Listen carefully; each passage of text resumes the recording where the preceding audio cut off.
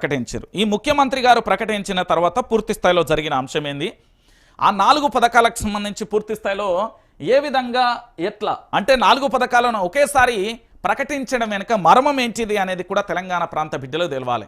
అయితే ఈ 4 పథకాలను ప్రారంభించేటప్పుడు అక్కడ ఒక చిన్న విచిత్రం జరిగింది.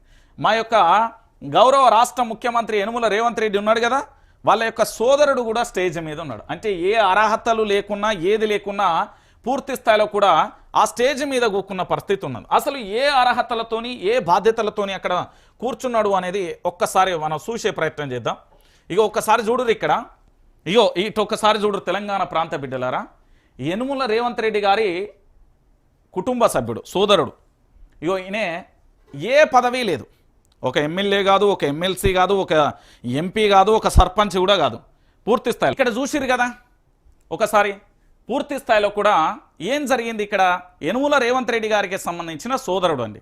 వీరి సోదరుడికి సంబంధించి పూర్తి స్థాయిలో కూడా ఏ అర్హతలతోని పూర్తి స్థాయిలో ఇక్కడ కూర్చున్నాడు ఒకసారి మనందరం కూడా ఆలోచించాలి.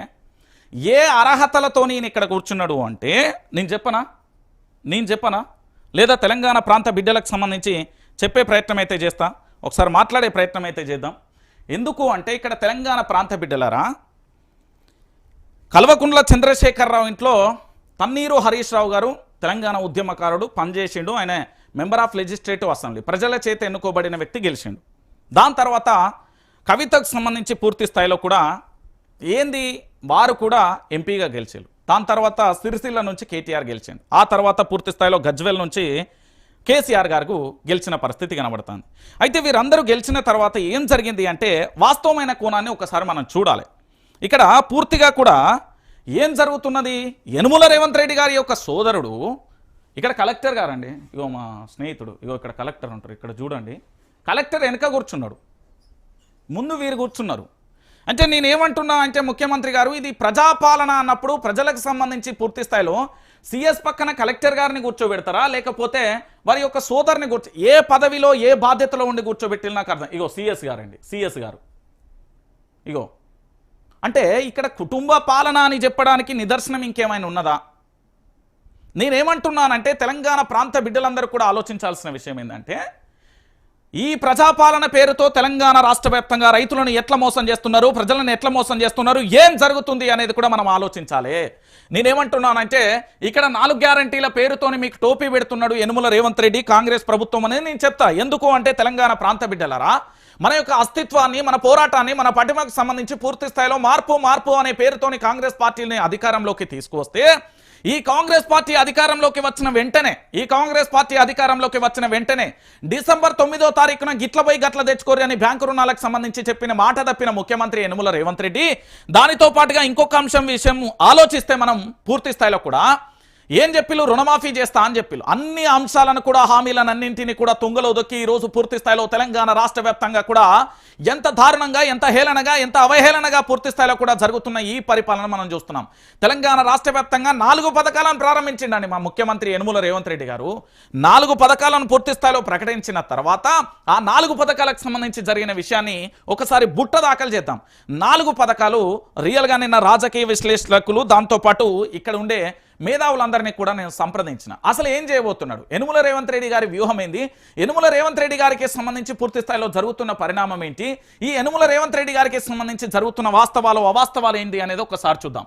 4 పథకాలు ఒకేసారి అమలు వెనుక భారీ కుట్ర కొనసాగింది అంటూ కూడా చెప్తున్న పరిస్థితి కనబడుతుంది. ఈ 4 పథకాలు ఒకేసారి అమలు వెనుక కుట్ర ఏంటిది, ఎందుకు జరుగుతున్నది అనేది నేను చెప్తా. తెలంగాణ ప్రాంత బిడ్డలారా, ఇప్పటికైనా నేను మళ్ళీ చెప్తున్నా, మేల్కోకపోతే ఈ తెలంగాణ రాష్ట్రంలో ఇప్పటికే కూడా 365 రోజులలో కుక్కలు జంపిన ఇస్తారాకైంది. రేపు భవిష్యత్తులో ఇంకా దారుణమైన పరిస్థితి కూడా ఎదుర్కొనే పరిస్థితి ఉంటుంది. సో ఆత్మీయ భరోసా, రైతు భరోసా, రేషన్ కార్డులు, ఈ 4 ఇక్కడ 3 సార్లు ఒకసారి చూడండి. ఇందిరమ్మ ఇల్లు, ఆత్మీయ భరోసా, రైతు భరోసా, రేషన్ కార్డులు 4గింటిలో ఒక్కొక్కటి ఇచ్చి సరిపెట్టే ఆలోచనలో ఉన్నాం. అసంతృప్తి వెలగక్కకుండా ఏదో ఒకటి వచ్చింది అనుకునేలా ప్రణాళికలు చేసిన పరిస్థితి. గణనీయంగా లబ్ధిదారులకు తగ్గించే ప్రయత్నం కూడా జరుగుతుంది. ప్రభుత్వం ప్రతిష్టాత్మకంగా ప్రారంభించిన 4 పథకాలు ఇందిరమ్మ ఇల్లు, ఆత్మీయ భరోసా, రైతు భరోసా, రేషన్ కార్డులు అమలులో వ్యూహాత్మకమైన ఎత్తుగడ ఉందన్న సందేహాలు కూడా కలుగుతున్నాయి. ఒకేసారి 4 పథకాలన్నీ కూడా రేవంత్ సర్కార్ గొప్పగా చెప్పుకుంటున్న ఇందులో లబ్ధిదారుల సంఖ్యను పెద్ద ఎత్తున కూడా తగ్గించిందన్న చర్చ కూడా జరుగుతుంది. ఒకేసారి రాష్ట్ర వ్యాప్తంగా అమలు చేస్తున్నామని మొదట చెప్పి ఆ తర్వాత పైలట్ ప్రాజెక్టు కింద ఒక గ్రామాన్ని తీసుకున్నామని చెప్పడంలోనే పెద్ద గోల్మాలు దాగిందన్న అనుమానాలు వ్యక్తమవుతున్నాయి. 4 పథకాల లబ్ధిదారుల ఎంపికలను మభ్యపెట్టే రాజకీయం ఉందన్న ప్రచారం కూడా మొదలయ్యింది. నేను చెప్పలే, ఇక్కడ కాంగ్రెస్ పార్టీ అధికారంలోకి వచ్చిన తర్వాత తెలంగాణ ప్రాంత బిడ్డల్ని ఎంత పచ్చిగా మోసం చేస్తుందో నేను చెప్తా. ఇప్పుడు నేను మళ్ళీ మీకు ఒక ఉదాహరణ కూడా చెప్తా. నేను మొన్న కూడా చెప్పిన, ఈ కాంగ్రెస్ పార్టీకి సంబంధించిన రేవంత్ రెడ్డి గారు అసలు అధికారంలోకి వస్తా అని ఊహించలే. మేము ప్రశ్నించినాం, మా గొంతు చించినాం, మా రక్తాన్ని చెమట చుక్కగా మార్చి తెలంగాణ రాష్ట్ర వ్యాప్తంగా ఈ ప్రభుత్వాన్ని అధికారంలోకి తీసుకొచ్చినాం. తర్వాత తప్పైందండి, క్షమించండి ప్రజలారా అంటూ కూడా ఇంత నిర్భయంగా నిజాయితీగా నేను ఒప్పుకున్నా. ఇప్పుడు ఒక గ్రామానికి సంబంధించి చూద్దాం. తెలంగాణ అనే ఒక గ్రామం ఉంది, రాష్ట్రం కదా, ఒక పేరు అది. దాంట్లో 500 మంది జనాభా కుటుంబ సభ్యులు ఉంటే దాంట్లో 300 మొత్తానికి సంబంధించి 300 మంది, దాంతోపాటు 200 కుటుంబాలేమో ఆర్థికంగా అన్ని రకాలుగా ఉన్నాయి. ఇంకో 300 కుటుంబాలు పేద మధ్యతరగతి చాలా కఠినమైన పరిస్థితులలో ఉన్నాయి. ఈ 500 కుటుంబాలకు సంబంధించి గ్రామీణ ప్రాంతాలలో గ్రామ సర్పంచ్ ఎన్నికలు జరుగుతున్నాయి కాబట్టి ఈ 300 మందిలో అధికార పార్టీకి సంబంధించిన కుటుంబాలు లేవు. కాబట్టి వీళ్ళందరినీ బుట్టలేసుకునేందుకు, వీళ్ళకి ఏదో ఒక పథకం అప్పచెప్పేందుకు ఇప్పుడు గ్రామ సభలు జరిగినాయి. గ్రామ సభల యొక్క రియాలిటీ ఏందనేది తెలంగాణ ప్రాంత బిడ్డలకు తెలిసిపోయింది. తెలంగాణ ప్రాంత బిడ్డలకు తెలిసిపోవడంతో ఇంకా ఏం చేయాలో అర్థం కాని పరిస్థితులలో ఉన్న పరిస్థితి కనబడుతుంది. అంటే తెలంగాణ ప్రాంత బిడ్డలారా, ఇక్కడ మీకు ఏమీ లేదు.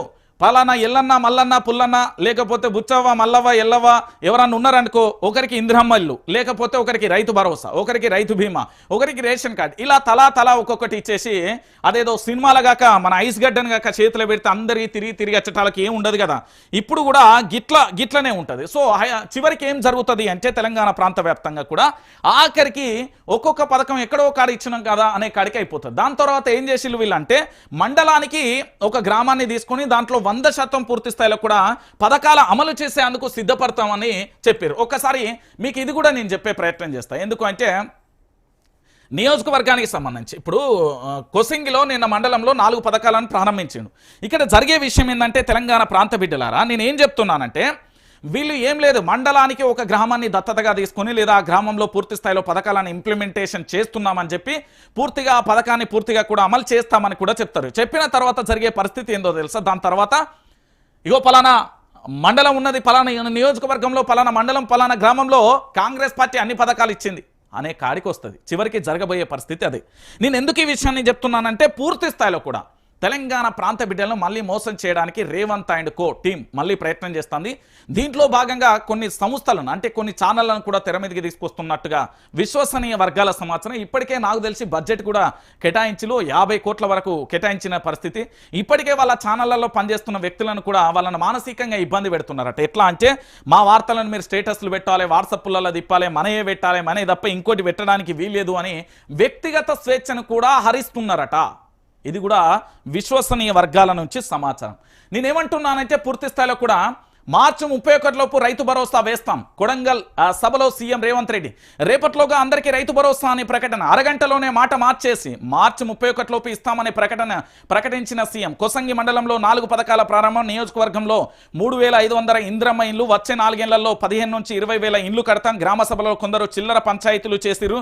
నియోజకవర్గానికి సొంతగా కూడా కోట్లు ఖర్చు పెట్టామంటూ కూడా చెప్తున్న పరిస్థితి కనబడుతుంది. సో పూర్తి స్థాయిలో కూడా ఏం జరుగుతున్నది అంటే ముఖ్యమంత్రి గారు ఇప్పటికీ మేల్కొన్నారా? 400 రోజుల తర్వాత 402 మంది రైతులు చనిపోతారు, దాంతోపాటు గురుకులాల విద్యార్థులు చనిపోతారు, ఆటో డ్రైవర్లు 93 మంది చచ్చిపోతారు. ఇంతమంది చనిపోయిన తర్వాత మా ముఖ్యమంత్రి ఇప్పటికైనా మేల్కొంటాడు అంటే ఏం లేదు, టాపిక్ డైవర్షన్. స్థానిక సంస్థల ఎన్నికలు రాబోతున్నాయి, సర్పంచ్ ఎన్నికలు రాబోతున్నాయి, ఎలాగైనా గెలవాలి, ఏమైనా చేయాలి, ఎట్లనైనా పూర్తి స్థాయిలో గెలవాలనే ఒక కుట్రపూరితంగా జరగబోయే ఈ డ్రామాకు తెరలేపింది అంతా కూడా ఓ టీం ఉన్నది. అది పూర్తి స్థాయిలో కూడా ఏంది అంటే వ్యతిరేకతను డ్యామేజ్ని కంట్రోల్ చేయాలి, మనం ఏదో ఒకటి చేయాలి. ఇప్పుడు ఏమీ చేస్తలేమన్నాం అనుకో, ప్రభుత్వానికి సంబంధించి విమర్శలు వస్తుంది కాబట్టి దానికి సంబంధించి జరిగే ప్రయత్నం అన్నట్టు. సో పూర్తి స్థాయిలో కూడా పెద్ద డ్రామా షురూ చేసిళ్ళు. ఇది పూర్తి స్థాయిలో కూడా మీరు అందరూ కూడా చూడాలి. ఎందుకంటే సీఎం రేవంత్ రెడ్డి మరో టార్గెట్ పెట్టుకున్నారు. మార్చి 31 లోపు రైతు భరోసా వేస్తామంటూ తన సొంత నియోజకవర్గం కొడంగల్ సాక్షిగా మాటిచ్చారు. 4 పథకాల ప్రారంభోత్సవం సందర్భంగా 31ని అధికారికంగా ప్రకటించారు. కొడంగల్ ప్రజలకు తన సొంత డబ్బులను కోట్లలో ఖర్చు పెట్టానని, స్వాతంత్రం వచ్చినప్పటి నుంచి ఎవరూ పట్టించుకోలేదని వాపోయారు. ముఖ్యమంత్రి అయ్యాక సమయం కేటాయించలేకపోతున్నానని ఆవేదన వ్యక్తం చేశారు. నియోజకవర్గంలో పెద్ద ఎత్తున ఇంద్రమ్మ ఇల్లు చేపడుతున్నట్లుగా కూడా తెలిపిన పరిస్థితి కనబడుతుంది. ఇక్కడ విషయం ఏంది అంటే పూర్తి స్థాయిలో కూడా తన యొక్క సొంత నియోజకవర్గానికి సంబంధించి సొంత డబ్బులను కేటాయించాల్సిన అవసరం లేదు. మీరు ఎమ్మెల్యేగా మెంబర్ ఆఫ్ లెజిస్లేటివ్ అసెంబ్లీగా గెలుపొందిన తర్వాత మీరు తెలంగాణలో ఎందుకు అభివృద్ధి చేయలేకపోయారు అనేది సమాధానం చెప్పాలి. అభివృద్ధి చేయలేక, అభివృద్ధి చేతగాక ఈ ముచ్చట్లన్నీ చెప్పిర్రని అక్కడి ప్రజలు అంటున్నారు. నేను అంటలేను, అక్కడి ప్రజలు మాత్రమే అంటున్నారు. నేను ఎందుకు ఈ విషయాన్ని చెప్తున్నానంటే తెలంగాణ ప్రాంత బిడ్డలందరికీ కూడా తెలవాలి కాబట్టి చెప్తున్నా. సో దాంతో పాటుగా నేను చెప్పిన కదా మరొక అంశం, ఇది ఎక్కడ రక్తం వచ్చేటట్టుగా గొట్టిలు ప్రశ్నించిన వారిపై కాంగ్రెస్ నేతల గూండాగిరి ప్రదర్శించారు. ఆదివారం నాటి 4 పథకాల ప్రారంభోత్సవం సందర్భంగా పలు ప్రాంతాలలో ఘర్షణలు చోటు చేసుకున్నాయి. అర్హులు కాకుండా అనర్హుల పేర్లు లిస్టులో చేరుస్తున్నారంటూ ప్రశ్నించిన బీఆర్ఎస్ నేతలపై కాంగ్రెస్ నేతల దాడికి పాల్పడ్డారు.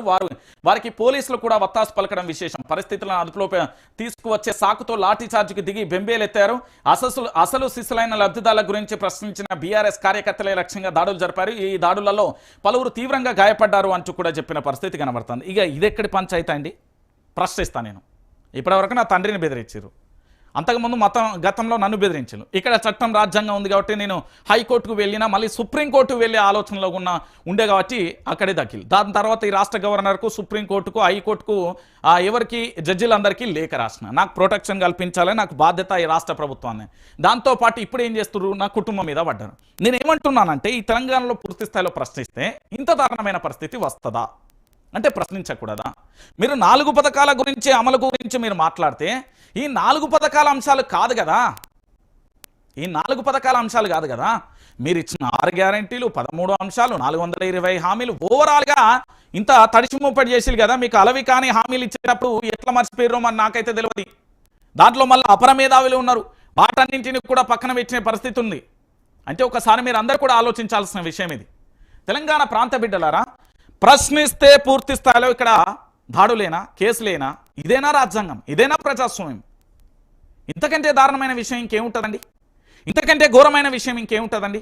తెలంగాణ ప్రాంత బిడ్డలారా, ఇంతకంటే దారుణం, ఇంతకంటే ఘోరం ఇంకేముంటుంది అంటున్నా. ఇదేనా ప్రజాస్వామ్యం? ఇదేనా భారత రాజ్యాంగం అమల్లో ఉండే తీరు? అంటే ఇక్కడ రాష్ట్ర ముఖ్యమంత్రి గారు ఇదేనా ఇచ్చే సంకేతం? అంటే బీఆర్ఎస్ అయితేంది, అక్కడ బీజేపీ అయితేంది, కమ్యూనిస్టు పార్టీలు అయితేంది, కాంగ్రెస్ కార్యకర్తలు అయితేంది, ప్రశ్నించాలి కదా. అరే అడగండి అమ్మాయినా బువ్వ పెట్టదు భయ్. అలాంటప్పుడు ప్రశ్నిస్తే తప్పేంటిది? మీరు పథకాలను అమలు చేయండి, మీరు అభివృద్ధి బాటలో నడిపేయండి, మీరు ప్రజలకు ఇచ్చిన హామీలను నెరవేర్చమంటే ఈ దాడులు దేనికి సంకేతం? గిట్లున్న తెలంగాణలో మండలానికి ఒక గ్రామంలోనే ఓట్లు అడిగారా? ఒక గ్రామంలోనే ప్రచారం చేస్తారా? డిప్యూటీ సీఎం బట్టి విక్రమార్కకు కేటీఆర్ స్ట్రాంగ్ ఉన్నది. ఇక మా బచ్చన్న పరిస్థితి ఘోరంగా ఉన్నది. కాంగ్రెస్ పార్టీలో మా బచ్చన్న పరిస్థితి దారుణంగా ఉన్నది. ఎందుకంటే మా బచ్చన్నకు సంబంధించి ముఖ్యమంత్రి అవుతాడు అనుకున్న ముఖ్యమంత్రి విషయంలో పూర్తి స్థాయిలో కూడా బచ్చన్నను ఉప ముఖ్యమంత్రి చేసి పడేసాడు. ఇక మా బచ్చన్న మింగలేక, కక్కలేక, వెనుక నొయ్యి ముందు గొయ్యలేక ఏం చేయలేని పరిస్థితుల్లో ఉన్నాం. ఓ కృషి వచ్చే దాంట్లో ఊగొచ్చే పూర్తి స్థాయిలో. మీరు ఒకసారి బచ్చన్న కాన్వాయ్ చూసి ఎప్పుడన్నా చూడకపోతే ఒకసారి బచ్చన్న కాన్వాయ్ చూడరే.